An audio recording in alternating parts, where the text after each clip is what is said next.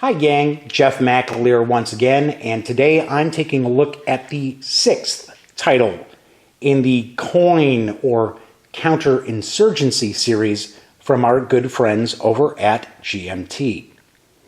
This is Falling Sky, the Gallic Revolt against Caesar, designed by Andrew and Volku Runke. Interestingly enough, this game tackles the ancient era.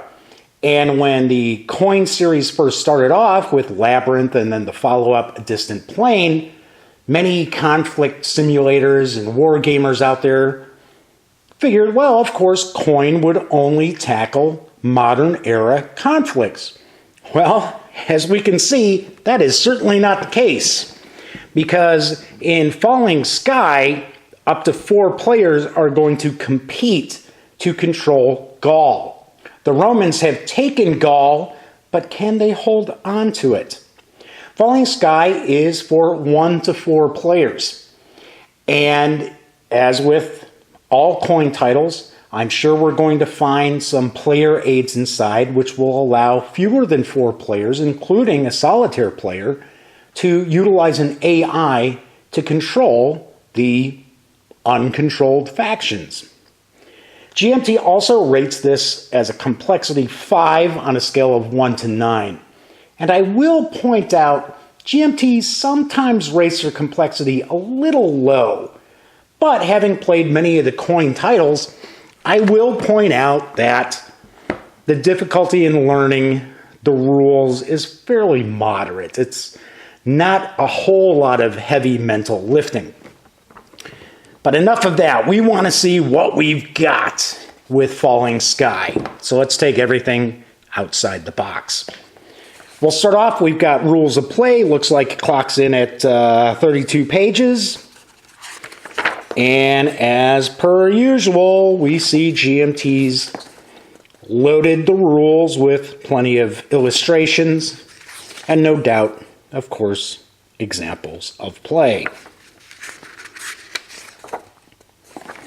Flipping through these, talking about the different factions and their special abilities, events, winter, and of course, importantly, victory.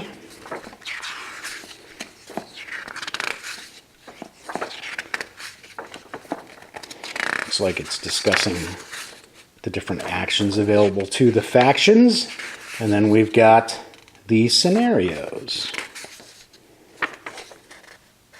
An index of key terms, as well as a graphic showing how to set up play. Also, as with many GMT releases, we've got a playbook, and these are always excellent because they'll have a tutorial. Right there, we're starting off with a tutorial. There'll be detailed examples of play, so you can really learn the mechanics of the gameplay. There's strategy, designer notes.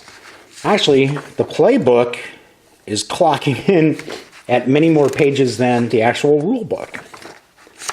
We might see some other scenarios in here as well. Flipping on through. Yep, there we go, some strategy. The non-players. So if you're utilizing the AI, very, very cool. Ah, there's the design notes. Oh, looks like it's sort of question and answer in here. That's nice. Then, of course, because this is driven by card play, it's going to talk about the event cards and historical notes. I always love historical card-driven games because a lot of times I'll run across something I had never heard of, an event or something of the sort, and I tend to start going online and reading up on it. And a card list, and some counters, and then the different tribes and forces. So we've got that.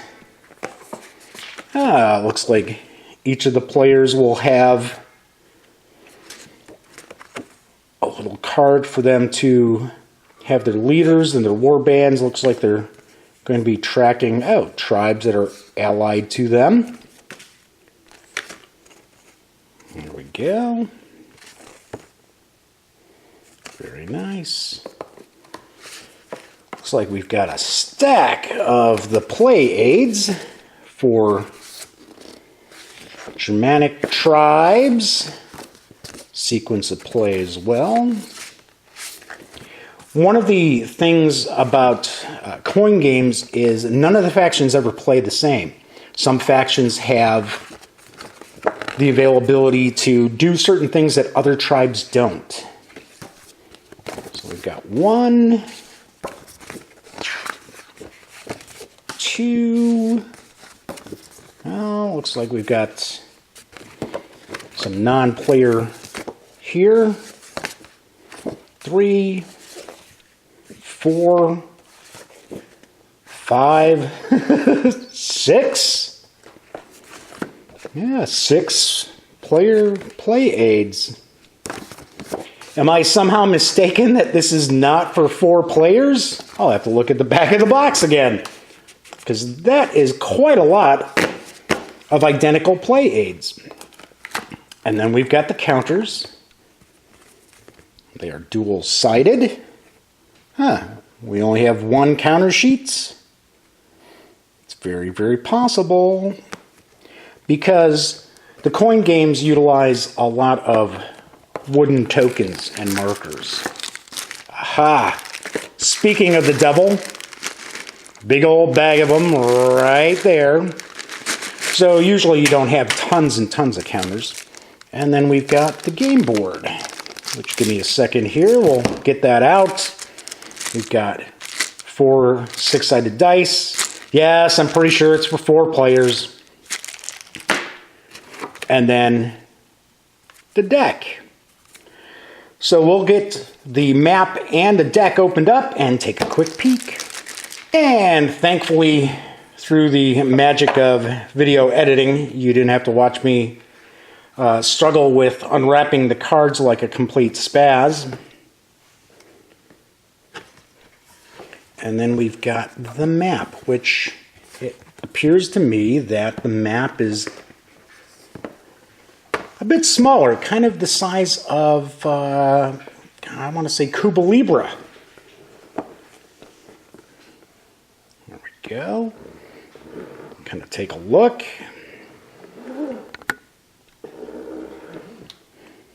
Got the track up top. Sequence of play down here as well. The Romans have to worry about the Senate. So pretty cool looking map. Nicely illustrated. And you won't have to take up a ton of space to be able to play. And then looking at the cards, you'll see, yes, 4 players. Whew, dodging a bullet here. For a minute, I thought, wow, did I completely misread any information I had about Falling Sky and there's more than 4 players? But you'll see at the top of each of the cards, it's going to show the order that the factions are going to take their actions. And of course, it'll change depending on the card. And we've got historic individuals like Cicero, historic events, there's Pompey, Marcus Antonius, baggage trains. I'm not going to go through all of the cards here, but just kind of give you an idea. There's always a lot of thought that has to go into how you want to play the various different cards. So there we go. Just kind of taking a quick peek. So there is the deck. So that is what we've got with Falling Sky once we take everything outside the box. Falling Sky is currently out.